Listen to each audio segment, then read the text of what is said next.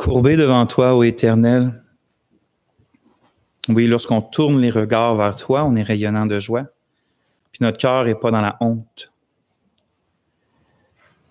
Quand on regarde à toi, Seigneur, c'est une joie indescriptible, une paix. Oui, une abondance de joie à ta droite, des délices succulents dans ta maison. Mais Père, lorsqu'on regarde sur la terre, si souvent ce qu'on voit, ça fait mal. Si souvent ce qu'on entend, c'est horrible. L'humanité ne mérite rien de toi, Seigneur. C'est avec raison puis justice que tu as soumis l'homme à la misère, à la souffrance. Et encore là, on voit même ta grâce un peu partout. Au travers les ténèbres de ce monde, on voit ta lumière briller ici puis là, sur un témoignage de ta bonté. Mais Seigneur, les souffrances par lesquelles on passe, les deuils auxquels tu nous soumets, la mort qu'on mérite, ça fait mal. Puis on ne sait pas toujours comment s'y prendre.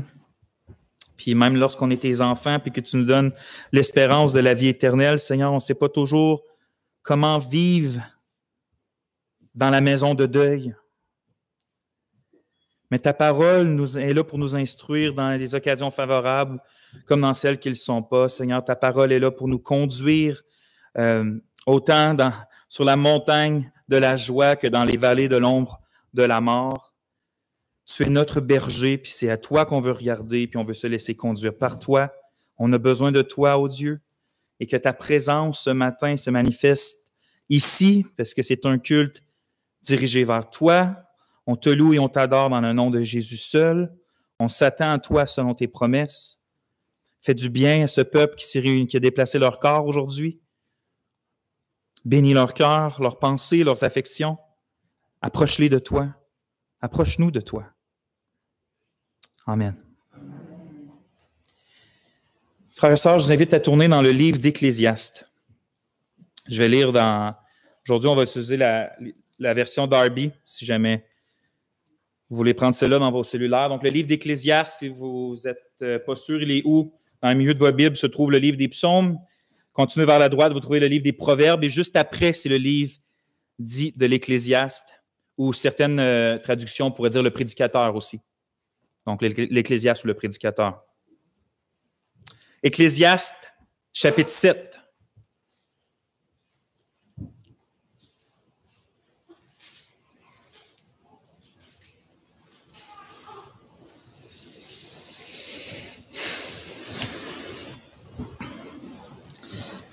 Ecclésiaste, chapitre 7, on va lire les versets 2 à 4. Et je commence à lire la parole de notre Dieu. Mieux vaut aller dans la maison de deuil que d'aller dans la maison de festin, en ce que là est la fin de tout homme. Et le vivant prend cela à cœur. Mieux vaut le chagrin que le rire, car le cœur est rendu meilleur par la tristesse du visage. Le cœur des sages est dans la maison de deuil, mais le cœur des sots dans la maison de joie. Amen. Je pense que le livre de l'Ecclésiaste est souvent mal compris parmi les chrétiens.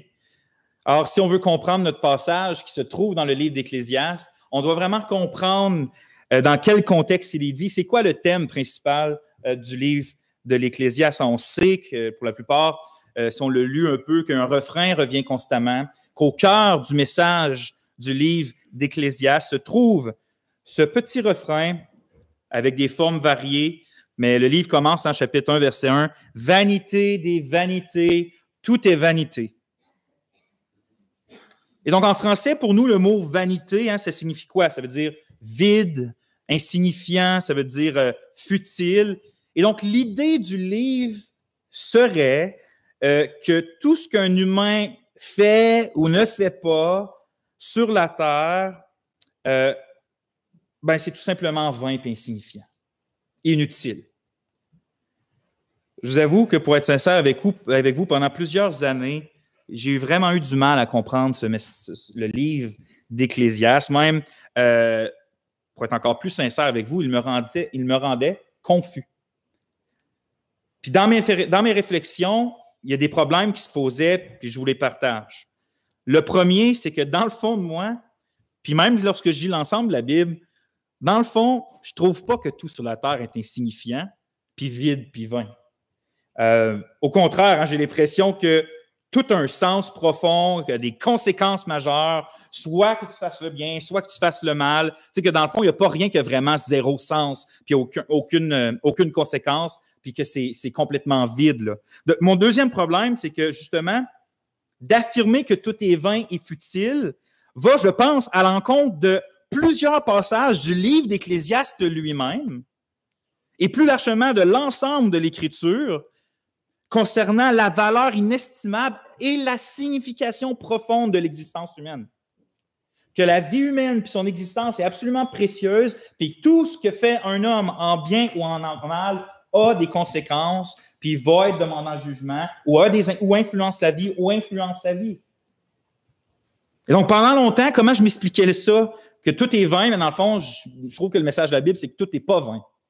Puis je m'expliquais ça en me disant que l'Ecclésiaste devait sûrement parler de l'existence humaine d'un point de vue hypothétique que Dieu n'existerait pas. De la sorte, si Dieu n'existait pas, tout serait vain. C'est vrai que ce que je viens de dire, c'est quelque chose de vrai, que la Bible répète ailleurs. Mais je ne pense pas que c'est vraiment le message du livre de l'Ecclésiaste. Parce que l'une des raisons, c'est que partout, lorsque tu le lis, ce livre-là, jamais l'Ecclésiaste ne parle sous l'hypothèse que Dieu n'existerait pas. Au contraire, Dieu est nommé partout au travers du livre. Hein? Dieu est constamment désigné comme celui qui donne la vie, c'est lui qui fait vivre, c'est lui qui fait mourir, c'est lui qui permet à l'homme de profiter de son travail ou de ne pas en profiter, c'est lui qui tord, personne ne peut détordre, c'est lui qui redresse ou qui écrase et personne ne peut faire le contraire, c'est lui qui fait toutes choses bonnes en son temps. Et donc, le livre parle constamment de ce que Dieu fait sur cette terre, sous le soleil, et même le livre conclut en disant ceci, au chapitre 12, verset 13, « Écoutons la fin de tout ce qui a été dit. » Finalement, c'est quoi la conclusion du livre? « Crains Dieu et garde ses commandements, car c'est là le tout de l'homme, car Dieu amènera toute œuvre en jugement, avec tout ce qui est caché, soit bien, soit mal. » Ça, c'est la conclusion que l'auteur fait lui-même de son enseignement. Et donc, tout ce qu'on fait sur la terre, selon l'auteur lui-même, soit bien, soit en mal, est loin d'être insignifiant, d'avoir aucune conséquence, puis d'être vide de sens. Et donc, comment comprendre le message central du livre d'Ecclésiaste? Pourquoi je fais une grande introduction là-dessus? Parce que c'est important pour comprendre le sens des versets 2 et 4 du chapitre 7 qu'on a lu tout à l'heure. En fait, toute notre interprétation de ce livre dépend de notre compréhension de son thème principal, soit que tout est vanité. Qu'est-ce qu'il veut dire, dans le fond? Or, l'un des problèmes qu'on a, c'est que le mot français « vanité » possède à notre époque un sens bien différent de l'hébreu original, qui signifiait plutôt souffle, vent, vapeur. Je ne vais pas rentrer dans tous les détails de pourquoi on traduit par vanité en français. Ce serait plus une étude du mercredi, très intéressante en passant. Mais le mot hébreu veut dire vapeur, souffle, vent peut-être même. Par exemple, le mot qui est traduit en Ecclésiaste par vanité, presque n'importe où ailleurs dans l'Ancien Testament, est toujours traduit par un synonyme de vapeur ou de brièveté, dans le fond, qui désigne la brièveté de la vie. Je vous donne 2 exemples. Dans le psaume 144, David affirme, et je cite, que l'homme est semblable à un souffle, c'est le mot aussi, le même mot que vanité. L'homme est semblable à un souffle, ses jours sont comme l'ombre qui passe. Job disait en Job 7,16, « Je ne vivrai pas toujours, laisse-moi car ma vie n'est qu'un souffle. » C'est encore le même mot. C'est juste 2 exemples, j'aurais pu en nommer 100, parce que ce mot-là est beaucoup utilisé. Mais ces deux exemples-là nous suffisent pour nous montrer que l'idée derrière le mot hébreu, qui est souvent traduit par vanité dans Ecclésiaste, le sens de ce mot-là n'est pas vraiment l'insignifiance de la vie, mais plutôt son énorme brièveté. C'est pas un hasard que ce mot-là, c'est Hebel en hébreu, c'est le nom qui a été donné à Abel, le fils d'Adam et Ève. En raison de la chute dans le péché d'Adam et Ève, la descendance d'Adam et de toute l'humanité, au lieu d'entrer dans la vie éternelle, a vu sa vie devenir une Hebel, une vapeur brève. Abel a été nommé comme ça. Et donc, comme l'écrit le pasteur Brian Borgen, lorsque nous commençons à lire l'Ecclésiaste en remplaçant vanité par vapeur ou un synonyme approprié, nous comprenons que le livre de l'Ecclésiaste ne traite pas de l'apparente absence de sens de la vie, mais plutôt de la brièveté de la vie et de toute la douleur et de tout le mystère que cette brièveté apporte.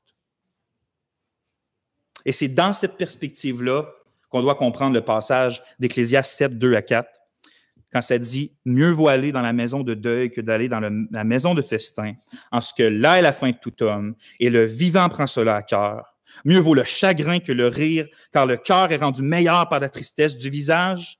Le cœur des sages est dans la maison de deuil, mais le cœur des sots, des insensés, dans la maison de joie. » Autrement dit, frères et sœurs, parce que la terre, notre vie terrestre est une vapeur, mieux vaut aller dans la maison de deuil que dans la maison de festin. Parce que la vie terrestre est une vapeur, mieux vaut le chagrin que le rire. Parce que la vie terrestre est une vapeur, le cœur des sages est dans la maison des deuils, mais le cœur des insensés dans la maison de joie. C'est parce que la vie est une vapeur que le prédicateur, l'Ecclésiaste, peut parler dans ces termes-là. On va le voir aujourd'hui, c'est des proverbes, hein, donc c'est pas des vérités là à prendre de manière absolument littérale en tout temps, comme c'est mal que tu ris, ma sœur ou mon frère. C'est pas ça, mais l'idée, il veut communiquer des vérités absolument importantes qu'on doit saisir parce que notre vie est comme un petit vent qui bientôt s'évapore et disparaît.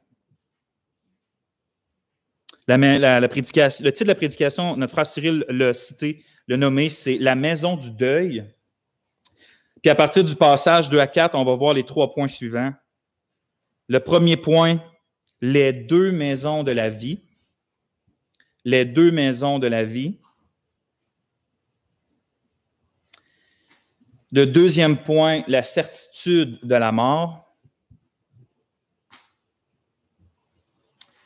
Puis le troisième point, les bienfaits du deuil. Les bienfaits du deuil. Ô Éternel, juste de dire ces mots, les bienfaits du deuil, vraiment, vraiment, ô Dieu, on pourrait tirer des bienfaits de ce que quand les gens qu'on aime meurent. Éclaire-nous le cœur, Seigneur, des vérités qui sont dans ta parole. Amen. Donc, premier point, les 2 maisons de la vie.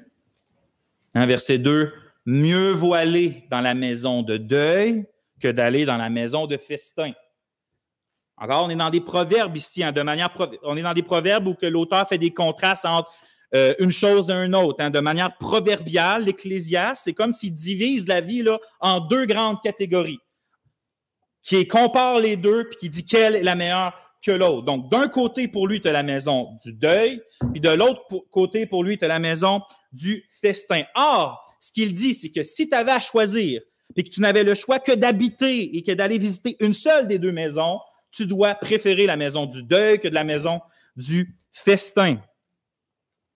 C'est ce que l'Esprit de Dieu nous dit là. Alors, on va revenir sur les raisons de pourquoi l'Esprit de Dieu dit ça, parce que ça peut nous paraître bizarre, étrange, que Dieu nous dit de choisir la tristesse plutôt que la joie. Surtout qu'on sait ailleurs de la Bible que Dieu va dire « T'es puni parce que tu t'es pas réjoui en moi ».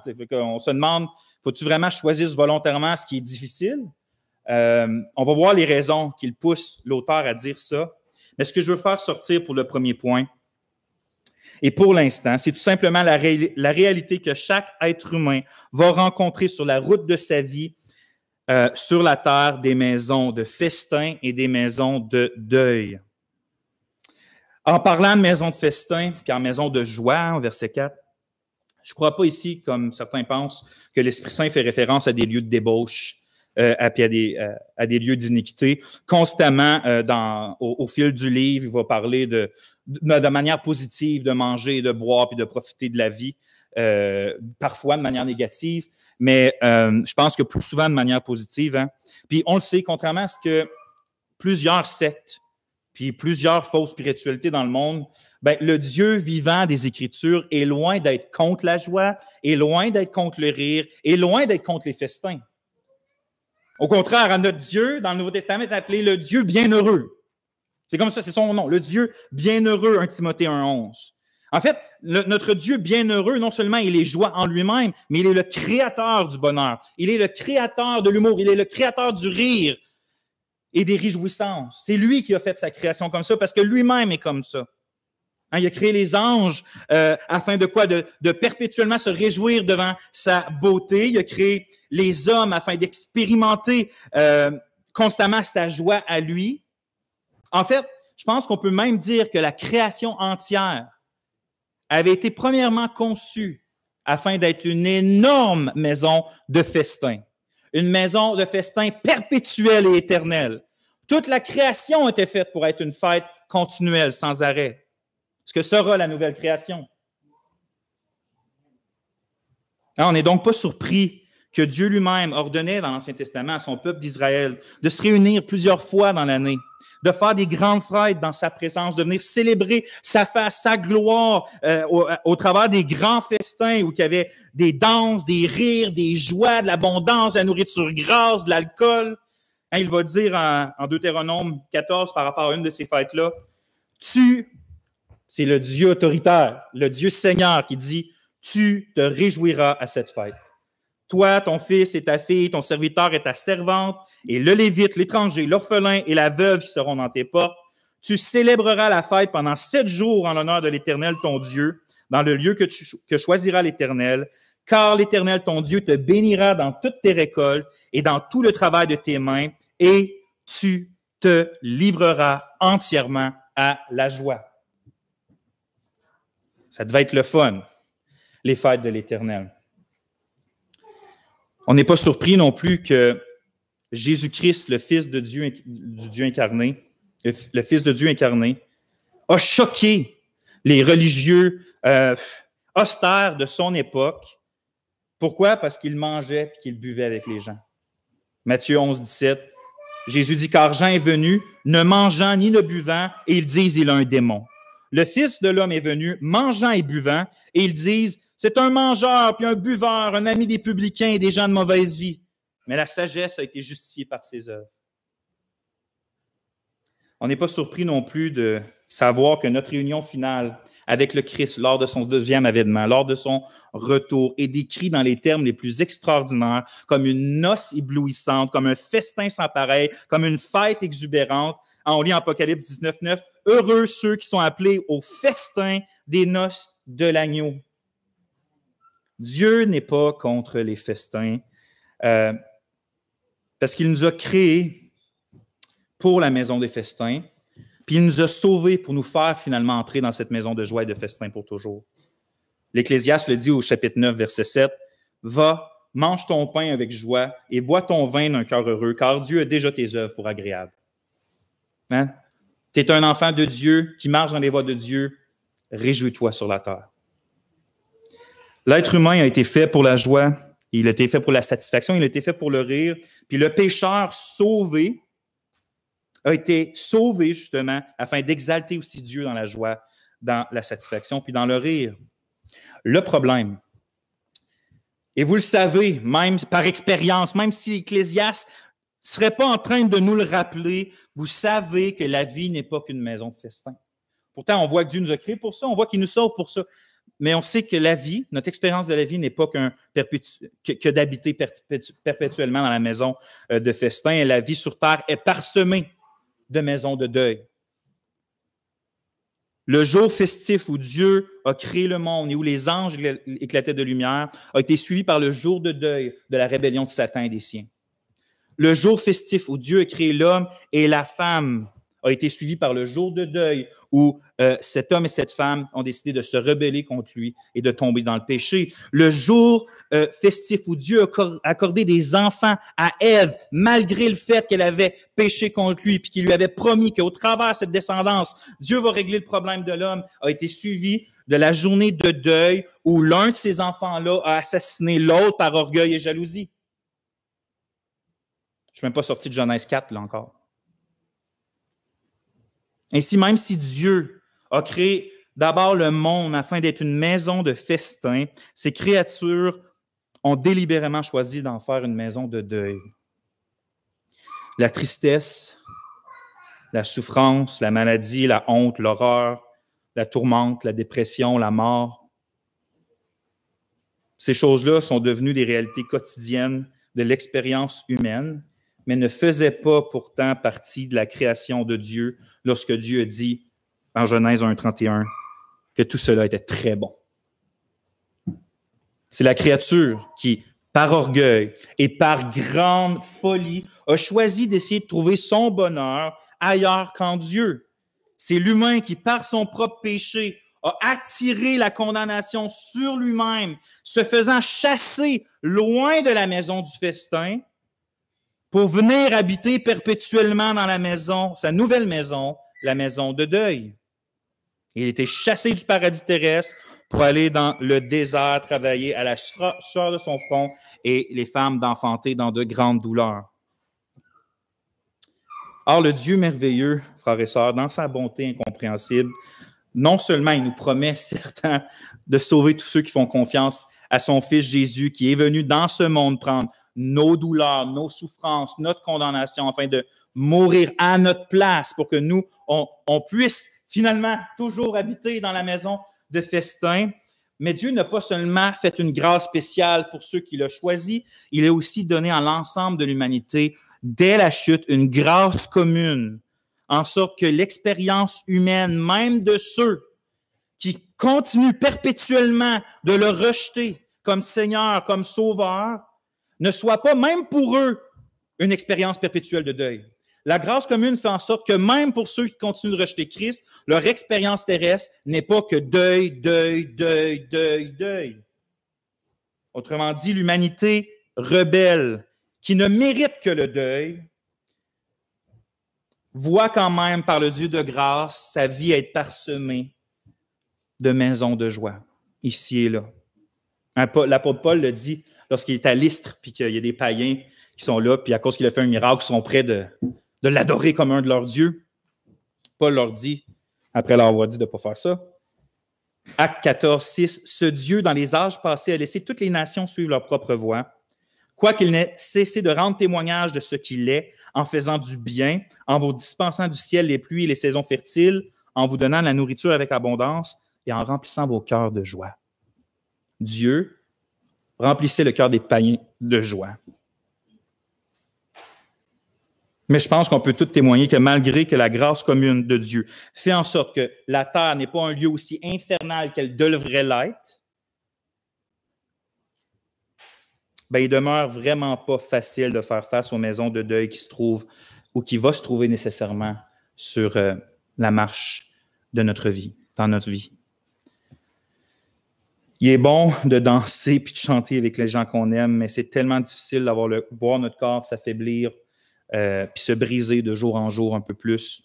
C'est bon de déguster du bon manger puis de boire avec des amis, mais c'est tellement souffrant d'être pris puis cloué au lit par la maladie. C'est bon, tellement bon de rire de bon cœur, mais combien l'âme peut être dans un abattement terrible aussi. Combien grande est la joie d'un enfant qui naît, mais quelle douleur impensable quand ce même enfant doit mourir. L'expérience terrestre est constamment parsemée de joie et de tristesse, de rire et de pleurs, de chants puis de cris de douleur, de maisons de festin puis de maisons de deuil. Alors, l'Ecclésiaste nous dit que la brièveté de la vie fait en sorte que si on a à choisir entre une maison de festin ou une maison de deuil, on doit choisir la maison de deuil en ce que là est la fin de tout homme. C'est la raison qu'il donne, parce que là est la fin de tout homme. Ça nous conduit au deuxième point. On vient de voir les deux maisons que l'auteur contraste, la maison de festin et la maison de deuil. Le deuxième point, c'est la certitude de la mort. La certitude de la mort. Verset 2, « Mieux vaut aller dans la maison de deuil que d'aller dans la maison de festin en ce que là est la fin de tout homme. » L'Ecclésiaste nous rappelle que peu importe les diverses joies et les nombreux festins auxquels le Seigneur donne de jouir à l'homme, la fin de tous les êtres humains, finalement, est dans la maison de deuil. Autrement dit, même s'il y a bien des choses qu'on ne peut pas être sûr, mon frère, ma soeur, s'il y a une chose, on n'est même pas sûr ce que demain réserve. On pense qu'on le sait, mais en réalité, on ne le sait pas. Donc, on n'est pas sûr de grand-chose, mais s'il y a bien une chose qu'on peut savoir avec certitude absolue, c'est que toi puis moi, on va mourir. Toi puis moi, on va mourir. Peut-être pas aujourd'hui, peut-être aujourd'hui, peut-être pas aujourd'hui, mais demain, assurément dans l'avenir. C'est peut-être aujourd'hui, c'est peut-être demain. Puis c'est même pas une blague quand je dis que c'est peut-être aujourd'hui, là. Je dis pas ça parce que ça fait une belle rhétorique, là. On peut vraiment peut-être mourir tantôt. Là. Puis si c'est pas tantôt, c'est demain. En fait, on est immortel jusqu'au moment où Dieu dit que c'est notre heure.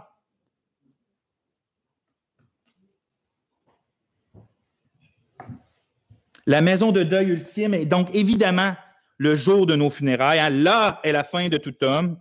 Et donc, chaque funéraille, en fait, chaque maison de deuil anticipe nos propres funérailles, notre propre mort. La mort des autres auxquels on doit aller dans la maison de deuil pour le vivre, c'est toujours un dur rappel que c'était une certitude pour lui d'arriver là, puis que c'est autant une certitude pour moi d'arriver là. Un jour, personne ne peut échapper à cette finalité-là. Tu n'es pas sûr que tu vas te marier, même si tu le désires, tu n'es pas sûr que tu vas avoir des enfants, tu ne peux pas être certain que tu ne seras pas malade, tu ne peux pas être sûr que tu vas avoir finalement le travail que tu veux puis pour lequel tu étudies. Peut-être que tu n'es pas sûr non plus que ton projet va réussir. Ça, tu n'as aucune certitude à 100%. Mais tu peux être absolument certain que toi, ainsi que tous les gens que tu aimes, qui t'entourent, allez mourir. Comme on le lit au psaume 49, 10, ils ne vivront pas toujours, ils n'éviteront pas la vue de la fosse.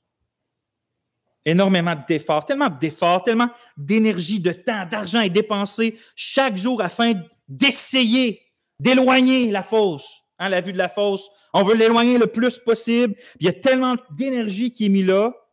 Puis même si on peut rendre grâce à Dieu pour les avancées dans la médecine, loué soit-il pour ça, qu'on a des coupes douleurs puis qu'on n'est plus obligé de scier une jambe à froid. Merci Seigneur pour l'avancée de la médecine. Force, par exemple, est de constater qu'il est tout simplement absolument impossible d'éviter la finalité de tout homme. Au mieux, on va repousser le jour final de quelques années. Mais la réalité demeure avec toute son intransigeance. Ecclésiaste 9.5, les vivants savent qu'ils mourront. Frères et sœurs, notre vie n'est vraiment, comme dit Jacques, qu'une vapeur qui paraît pour un peu de temps et ensuite disparaît.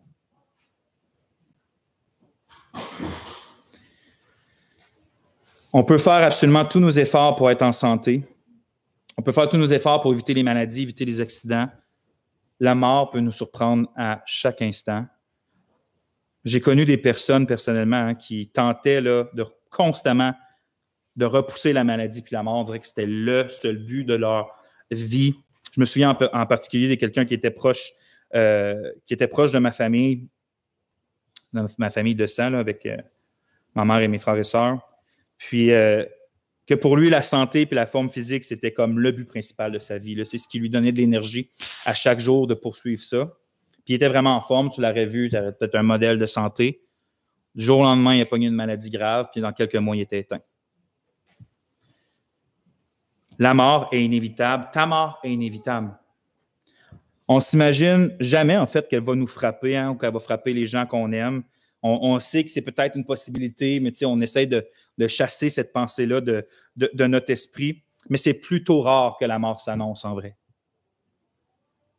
La plupart du temps, elle arrache à l'improviste.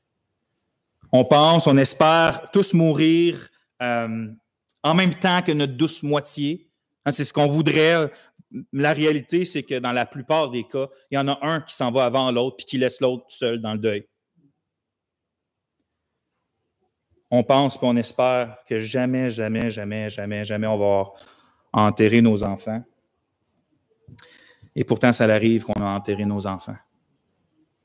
La maison de deuil nous rappelle qu'on vit dans un monde brisé par le péché, un monde où la souffrance, la mort et le deuil sont non seulement quelque chose de courant, vous le savez, mais c'est en fait des réalités inévitables.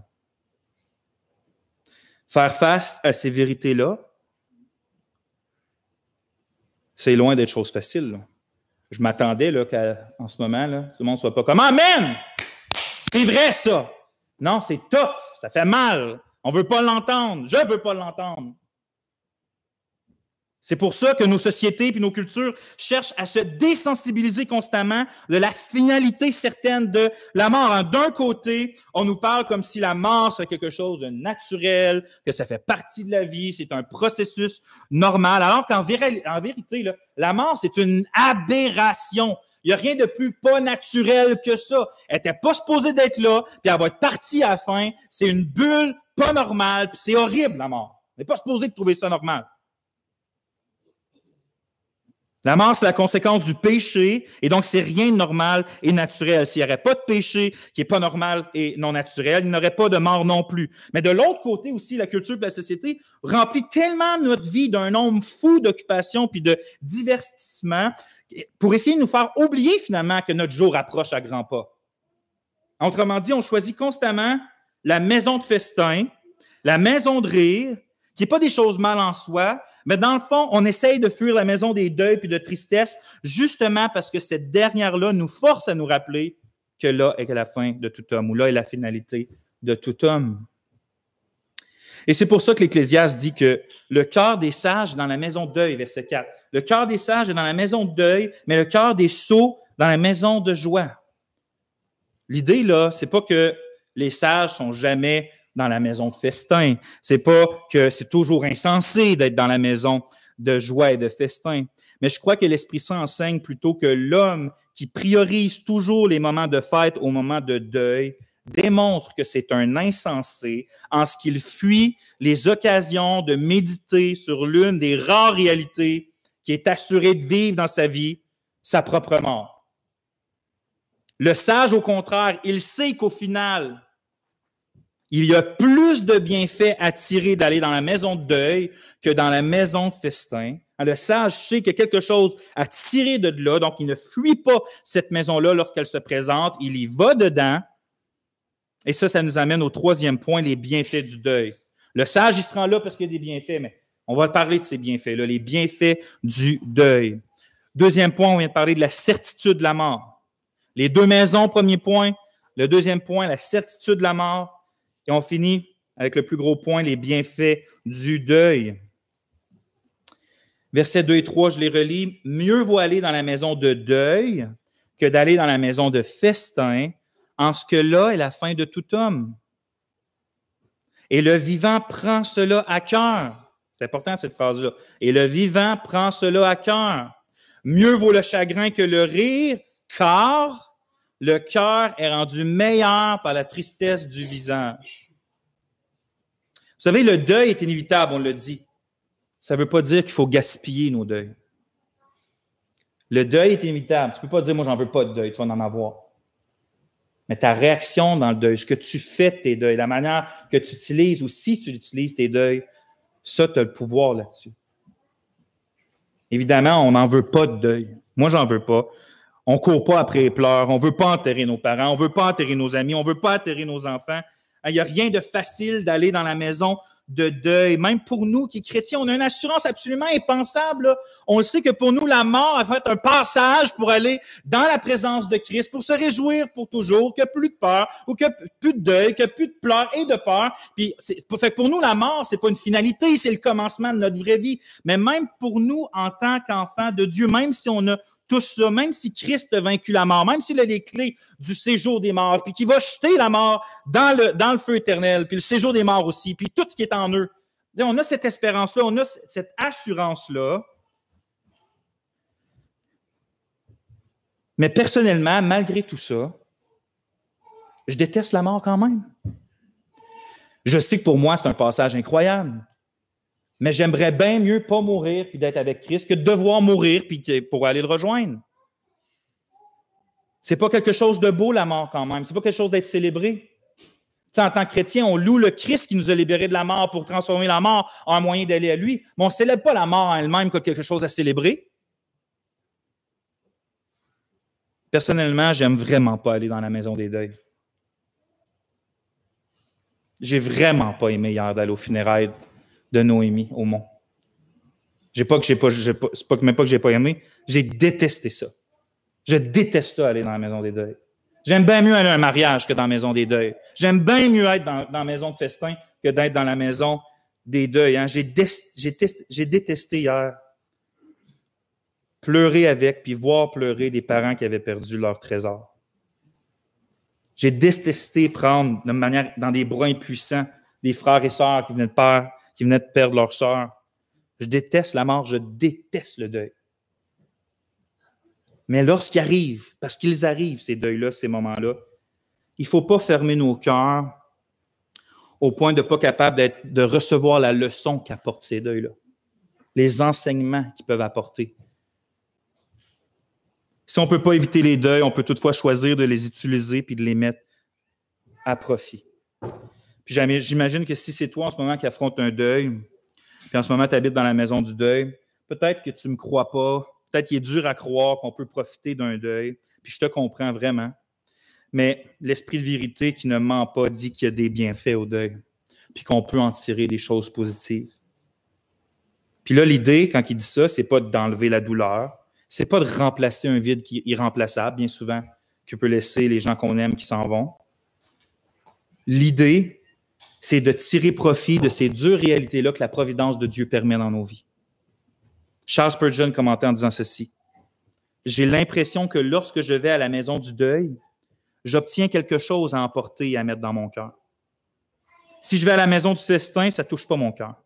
Je porte les habits de fête, je mets les choses qui conviennent dans de telles occasions, et cela arrête là. Je n'ai rien appris et rien à mettre dans mon cœur. » Il a bien raison, c'est pour ça qu'il ajoute « Mieux vaut s'asseoir à côté de la veuve, et mieux vaut prendre l'orphelin sur ses genoux, et mieux vaut s'asseoir et pleurer avec ceux qui pleurent, que d'aller au pavillon du bonheur et se réjouir avec ceux qui se réjouissent. » Évidemment, on sait que la Bible dit qu'il faut se réjouir aussi avec ceux qui réjouissent. On parle encore de manière proverbiale si on arrête juste à choisir l'un ou l'autre. Remarquez que l'Ecclésiaste, là, il donne essentiellement deux arguments de pourquoi il est préférable d'aller dans la maison de deuil que dans la maison du festin. Le premier, c'est qu'il dit, verset 2, « Là est la fin de tout homme, et le vivant prend cela à cœur. » Et le deuxième argument qu'il donne, verset 3, « Le cœur est rendu meilleur par la tristesse du visage. » Donc, l'une des raisons, c'est que la maison de deuil fait en sorte qu'on prend la mort à cœur. C'est la première raison. Puis l'autre raison, c'est qu'il dit que la tristesse du deuil qu'apporte le deuil peut rendre notre cœur meilleur. On va adresser ces deux-là séparément. Hein, le vivant prend cela à cœur. Prendre la mort à cœur, verset 2. Parce que les funérailles nous remémorent que nous allons mourir nous aussi, la maison de deuil peut être utilisée afin de nous aider à vivre notre vie en ayant toujours conscience, une vive conscience de notre mortalité. Puis quand je dis ça, il ne faut pas penser que je suis en train de dire qu'il faut toujours penser à la mort, puis il faut toujours vivre dans la crainte qu'on peut mourir d'une manière imminente. Là, il y a un danger qui nous guette. C'est pas ça que je veux dire, puis je pense pas que c'est ça que l'Esprit nous amène non plus à saisir lorsqu'il parle d'aller dans la maison de deuil. L'idée, c'est pas de penser juste à la mort ou au danger imminent. L'idée, c'est plutôt d'avoir toujours conscience dans notre cœur que notre vie n'est qu'une vapeur, puis qui est donc très courte et plus que fragile, dans le but de nous faire réaliser la préciosité, la profondeur importante, puis la grande signification de chaque seconde de notre existence sur Terre. L'idée dans la maison de deuil, pour se rappeler que notre vie est fragile, c'est afin de nous aider à mieux voir la préciosité de notre vie, l'importance de notre vie, de chaque même seconde de notre vie. C'est pour nous aider à mieux vivre. J'écris ici, d'avoir notre mortalité en face peut nous aider à ne pas gaspiller ou négliger notre vie. Faire face à la mort nous apprend à vraiment vivre la vie. Trop souvent, vous le savez, l'humain agit comme si sa vie terrestre était finalement éternelle, comme s'il était certain de voir le lendemain. J'ai encore le temps, j'ai encore le temps. C'est soit dit ouvertement, c'est soit dit dans le fond du cœur, mais ma question, c'est penses-tu vraiment? Es-tu assuré d'avoir encore le temps? Demain. Jésus disait d'un homme qui pensait avoir encore le temps en Luc 12, « Insensé, cette nuit même ton âme te sera redemandée. » Et donc, toi, ce matin, qui hésite peut-être encore à suivre pleinement Jésus-Christ, puis à lui faire uniquement confiance en tant que sauveur pour le pardon de tes péchés, en tant que Seigneur, étant maître de ta vie, toi qui remets toujours à plus tard la repentance, l'engagement de cœur, tu te dis demain, demain, je vais vraiment donner ma vie à Christ, demain, je vais vraiment lui donner les rênes de mon existence, mais ça se peut qu'à soir même, soit le soir où que Dieu vienne rechercher ton âme. Et là, qu'est-ce que tu vas te dire? Est-ce que tu es prêt à le rencontrer? 2 Corinthiens 6,2, « Voici maintenant le temps favorable. Voici maintenant le jour du salut. Maintenant. » Quelle folie, pensez-y, quelle folie de courir le risque de remettre à demain une décision qu'on peut honteusement regretter pour l'éternité. Ça, c'est pour ceux qui ne sont pas encore chrétiens, mais même pour nous, les chrétiens, la maison de deuil est pour nous aussi une occasion de prendre plus à cœur la brièveté de notre vie sur la terre. Nous aussi, même si on a le pardon des péchés, même si on a l'assurance du paradis, nous aussi, on a la tendance pernicieuse. Putain, au lieu de pointer un doigt vers vous, je vais pointer un doigt vers vous, puis tous les autres doigts vers moi. On a la tendance pernicieuse de gaspiller notre vie en remettant les choses importantes et essentielles au lendemain.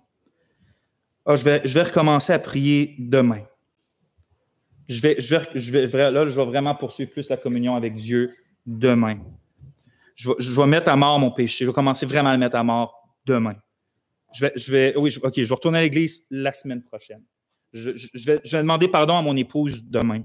Je vais vraiment commencer à moins travailler pour passer plus de temps avec ma famille demain. Je vais dire à mes parents et à mes enfants que je les aime demain. Je vais aller parler à Jésus. Je vais parler de Jésus je vais parler de Jésus à mes amis et à mes collègues demain. Nous autres aussi, on a tendance à dire demain, demain, demain. C'est pas parce qu'on est enfant de Dieu que ça ne veut pas dire que Dieu ne prendra pas notre vie cette nuit. Là. Et donc, pourquoi remettre à demain de vivre notre vie chrétienne selon l'Esprit de Dieu, puis de poursuivre sans relâche les choses que Dieu nous donne dans sa grâce. La maison de deuil doit nous apprendre à chercher à vivre pleinement la vie de Dieu dès aujourd'hui, parce que notre souffle, notre petit et fragile souffle peut s'évaporer dès ce soir. Et donc, il faut nous donner pleinement à Dieu, premièrement, mais aussi nous donner pleinement aux différents appels que Dieu nous donne dans notre vie. Constamment, surtout dans Romains 12, on voit Paul qui dit, il donne différents appels, puis il dit, si Dieu t'appelle à ça, donne-toi-y entier, fais-le avec zèle, fais-le pleinement. Tu sais, si Dieu il donne des choses, il t'a montré des choses, il t'appelle à faire certaines choses, donne-toi entier à ça. Remets pas à demain ce que Dieu te donne ou te demande. Hein. Au funérailles hier, je me disais dans mon cœur, mes enfants pourraient être très bien à la place de Noé. Puis si c'était le cas, est-ce que j'aurais certains regrets par rapport à mes enfants? De ma vie avec mes enfants? Y a-t-il des choses par rapport à eux que je remets à plus tard ou que peut-être ils ne seront plus là? Est-ce que je passe assez de temps avec eux? Est-ce que je leur parle assez de Dieu puis de l'Évangile?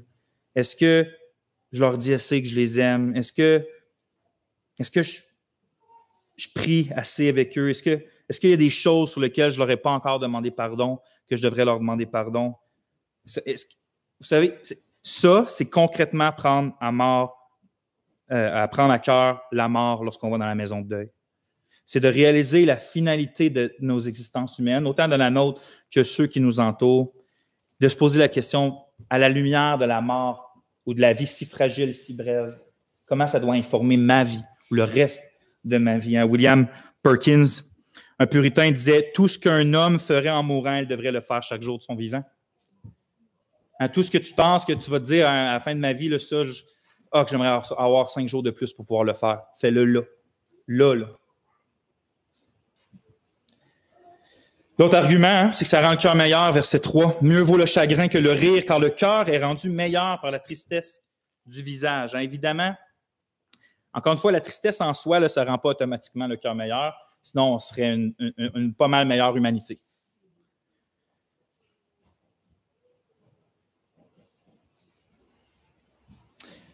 C'est pas la tristesse en soi, mais c'est la tristesse utilisée qui peut rendre nos cœurs meilleurs. Autrement dit, le deuil et la souffrance terrestre peuvent, si on les utilise bien, être une très bonne école spirituelle. Nos souffrances terrestres peuvent devenir une très bonne école. En fait, Dieu veut les transformer en école spirituelle. C'est où qu'on apprend les plus grandes leçons et les plus grandes vérités dans la vie? Est-ce que c'est dans la maison du festin ou c'est dans la maison du deuil? Je n'ai pas qu'on apprend plein de choses dans le rire, qu'on apprend plein de choses dans les festins, puis dans le plaisir. Mais je pense qu'on apprend bien plus dans la maison de la tristesse. Hein, aux noces de Cana, qu'est-ce qu'on a appris sur le Seigneur Jésus, qui fait des miracles absolument incroyables? Aux funérailles de Lazare, qu'est-ce qu'on a appris? Que Jésus-Christ est la résurrection et la vie, puis que quiconque croit en lui ne mourra pas. Il est dit de Jésus en Hébreux 5 qu'il a appris, bien qu'il soit fils, l'obéissance par les choses qu'il a souffertes. Et Moïse suppliait l'Éternel au psaume 90 en disant « Enseigne-nous à bien compter nos jours afin que nous appliquions notre cœur à la sagesse. » Lorsque les yeux de nos cœurs, poussés par le deuil, le deuil, Caroline, hier, on était là-bas, puis elle m'a dit à m'emmener, elle disait vraiment d'une bonne manière, là, elle n'était pas condescendante du tout, mais elle disait, ça fait du bien de voir autant de monde sans le masque. Tu sais, en voulant dire que ça l'amenait dans la vraie vie, le deuil, ou que là, les gens pleurent, puis les gens sont vrais, parce que c'est vrai la mort, puis tu ne peux pas l'éviter. Mais lorsque le deuil pousse les yeux de nos cœurs à se fixer sur la brièveté et la préciosité de la vie, bien, le cœur trouve l'occasion de s'approcher du Seigneur puis de grandir s'il est utilisé comme cela. Par les chrétiens, bien sûr, Charles Spurgeon, il dit bien, il dit « Le cœur est amélioré par la tristesse parce qu'il est libéré de la terre. Il est amélioré par le chagrin, encore une fois, parce qu'il devient plus sensible, plus impressionné par les leçons de la parole de Dieu. Nous pouvons fermer nos oreilles à la voix de Dieu dans la joie. Hein, t'es dans une maison de fête, il y a du bruit, il y a de l'activité, il y a de la danse. Mais c'est plus facile de fermer tes oreilles à la voix de Dieu. Mais il dit, mais dans la maison de deuil, nous pouvons entendre chaque murmure. L'un de mes auteurs préférés, puis l'un, en fait, des plus grands théologiens anglais qu'il y a eu sur la terre, il est surnommé le prince des puritains, c'est John Owen. Je ne peux pas lire dans ces centaines de livres, je ne peux presque pas lire une phrase sans que ça touche profondément mon cœur, puis ça m'amène à vouloir m'approcher de Dieu et à connaître plus mon Dieu. C'est tellement profond ce qu'il écrit. Êtes-vous surpris si je vous dis qu'il a passé sa vie entière dans la maison de deuil? Il écrit avec profondeur sur Dieu. Il a passé sa vie dans la maison de deuil. En 1643, à l'âge de 27 ans, il a eu son premier mariage avec son épouse Mary Rook. Il a eu 11 enfants avec cette femme-là. 10 de ces 11 enfants-là ne sont pas rendus à l'âge adulte. La 11e qui s'est rendue à l'âge adulte, elle est décédée d'une maladie au début de la vingtaine. Et ensuite, son épouse est décédée. Il s'est remarié et ensuite, sa deuxième épouse est décédée. Et lui, il est tombé gravement malade d'une maladie que finalement, il est mort dans son lit, pas si vieux que ça. Or, sa vie passée dans la maison de deuil ne l'a pas éloigné de Dieu, bien au contraire. Comme je vous ai dit, lorsqu'on le lit, on a l'impression de lire les paroles de quelqu'un qui a eu le privilège d'être vraiment près du cœur du Seigneur.